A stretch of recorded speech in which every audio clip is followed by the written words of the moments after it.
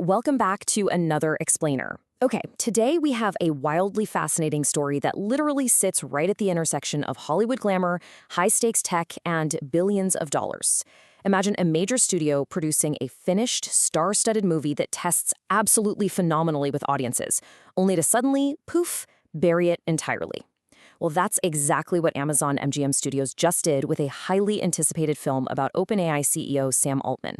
And to figure out why, we have to look way past the silver screen. Okay, let's dive into this. The central question we're answering today is, why on earth would a studio drop a finished, successful movie about arguably the biggest rock star in the artificial intelligence world right now? Major trade outlets like Variety and Deadline reported that Amazon just decided not to release the film, and they actually started showing it to other studios to find it a new home. Now, in the entertainment biz, studios scrap projects for creative or strategic reasons all the time, sure. But the timing and the whole context surrounding this specific cancellation, it's raising a massive amount of speculation across both the tech press and the entertainment industry. So to really grasp the scale of this mystery, we first need to look at the movie itself. The film in question is called Artificial, and it's a comedic drama boasting some serious heavyweight talent. I mean, it was directed by the highly acclaimed filmmaker Luca Guadagnino with a screenplay penned by Simon Rich, a really well-regarded alumnus of Saturday Night Live. So you've got a visionary director and a razor-sharp writer teaming up to tackle the modern tech landscape. This was primed to be a major cultural talking point, right? A prestige project that Amazon had full visibility into from the very earliest script iterations. Now, what's really interesting about this cast is how directly this movie maps real-world power players to Hollywood A-listers. Just look at this ensemble. You have Andrew Garfield stepping into the shoes of OpenAI CEO Sam Altman. You've got Ike Barinholtz taking on the role of Elon Musk, Monica Barbaro plays former OpenAI Chief Technology Officer Mira Murati, and Yura Borisov plays former Chief Scientist Ilya Sutskever. And honestly, that's just the core group. The cast also includes names like Jason Schwartzman, Chris O'Dowd, and Mark Rylance. So this wasn't some abstract, loosely inspired story. This was a direct, heavily dramatized portrayal of some of the wealthiest, most influential people on the planet.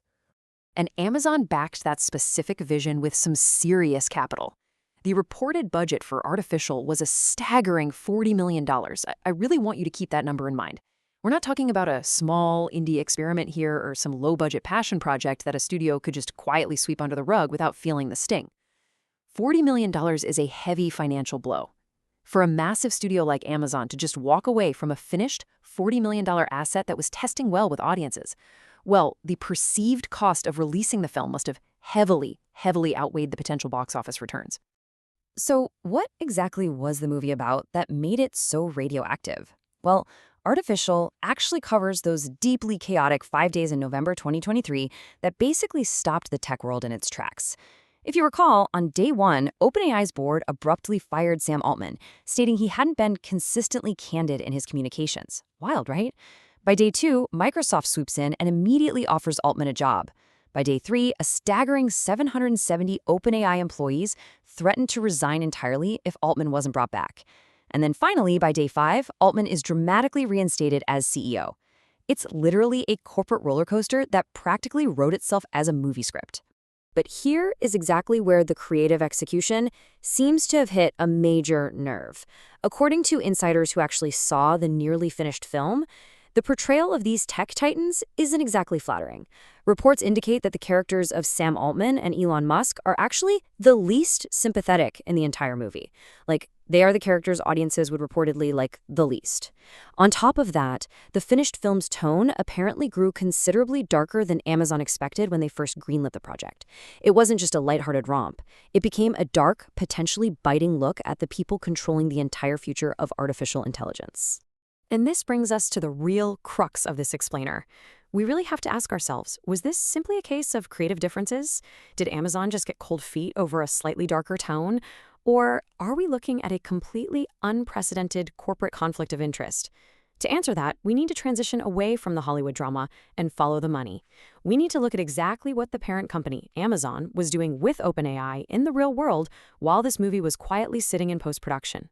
And here is the absolute jaw-dropping number, $50 billion.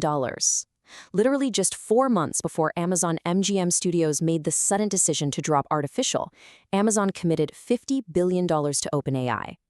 Let that sink in for a second. A $40 million movie budget is practically pocket change compared to a $50 billion corporate investment. The timing here is the absolute smoking gun of our mystery, and it's drawn a massive amount of attention from the tech press and trade outlets alike. So the absolutely crucial point here is understanding exactly what that $50 billion bought. Because this wasn't just some passive investment. This was a deep structural integration between two mega corporations. That $50 billion was part of a much larger $110 billion AI funding round. And as part of this specific deal, Amazon Web Services, AWS, became the exclusive third-party cloud distribution provider for OpenAI's enterprise platform, OpenAI Frontier. In return, OpenAI committed to spending $100 billion on AWS computing power and Amazon Trainium chips over the next 8 years. So Amazon's infrastructure is now fundamentally intertwined with OpenAI's survival and growth. They are deep, deep business partners. Now, when asked about the cancellation, Amazon released a very polite, very standard PR statement. They said, "We have the utmost respect and admiration for Luca Guadagnino as an award-winning filmmaker. We believe that Artificial will be better served if it were released by a different studio and are working closely with the filmmaking team to find the film a new home." Okay, notice what's conspicuously missing there. Amazon hasn't officially stated whether its sprawling financial relationship with OpenAI influenced the decision in any way. But, when you contrast this super polite, respectful public messaging against the staggering $50 billion reality we just unpacked, the optics are incredibly difficult to ignore. And this brilliantly illustrates how the conflict isn't just about corporate synergy and giant server farms. Because as if the $50 billion business relationship wasn't enough of a factor, there is an entirely separate layer to this story, the personal connection. The dynamics at play here go straight to the very top of Amazon's corporate ladder, which really complicates the whole narrative even further. Get this. In June 2025, Sam Altman actually attended the wedding of Amazon's executive chairman, Jeff Bezos, and Lauren Sanchez over in Venice, Italy. This highlights a deep personal friendship between the top brass of the studio's parent company and the reportedly unsympathetic subject of the studio's own movie. When you combine a $50 billion investment with a really close personal friendship at the billionaire level, well, dropping a movie that paints your friend unfavorably suddenly becomes a whole lot harder to explain away as just a routine business call. Now, let's zoom out to the broader context for a minute, because what happens with this movie directly reflects the messy, highly polarized landscape of the AI industry today. This story matters far beyond just the entertainment industry because the real-life drama surrounding these figures is proving to be just as dark, if not darker, than anything written by a Hollywood screenwriter. The people portrayed in Artificial are currently sitting right at the center of some intense, real-world controversies.